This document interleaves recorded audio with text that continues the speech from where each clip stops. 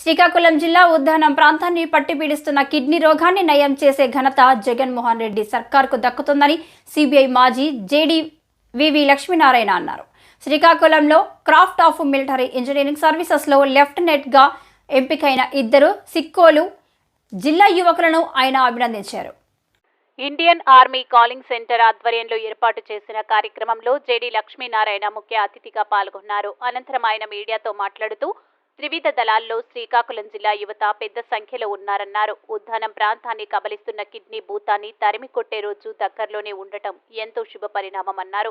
Kidney రోగులకు సరైన సమయంలో సరైన మందులు ఇవ్వడం, వారికి కావలసిన పథకాలు వర్తింపజేయడం సముచితం అన్నారు. జనసేన పార్టీ అధ్యక్షుడు పవన్ కళ్యాణ్ చేసిన పోరాటం ఫలితంగా ఆనాడు ముఖ్యమంత్రి చంద్రబాబు నాయుడు కొంతవరకు స్పందించి కొన్ని ఊరట కలిగించే కార్యక్రమాలు చేశారని, నేడు జగన్మోహన్ రెడ్డి సర్కారు శాశ్వత పరిష్కారానికి చర్యలు చేపట్టడం ఎంతో అభినందనీయమన్నారు. ఇండియన్ ఆర్మీ కాలింగ్ సెంటర్ చేపడుతున్న సామాజిక సేవలు సమాజానికి మేలు చేకూర్చే విధంగా ఉన్నాయని స్పష్టం చేశారు. బాల్యం నుంచి యువత చెడు అలవాట్ల జోలికి వెళ్లకుండా ఉండేందుకు ఇండియన్ ఆర్మీ కాలింగ్ సెంటర్ ఆధ్వర్యంలో నడుస్తున్న పాఠశాలలో యువత చేరాలని జేడీ లక్ష్మీనారాయణ విజ్ఞప్తి చేశారు. ఈ కార్యక్రమంలో Uttarandhra Charcha Vedika co convener B Shetty Babji, పలువురు అధికారులు, స్వచ్ఛంద సంస్థల ప్రతినిధులు పాల్గొన్నారు. మన బోర్డర్స్ లో మన సోల్జర్స్ అనే వాళ్ళు రాత్రి పగలు తేడా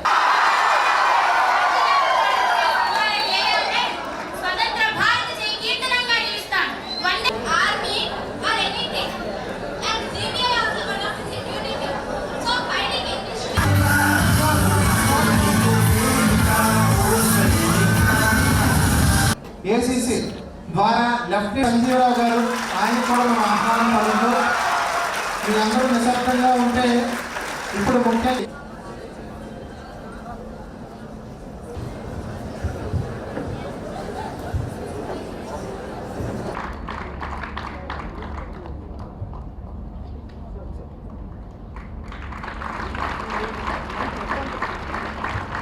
థ్యాంక్ యూ సో మచ్.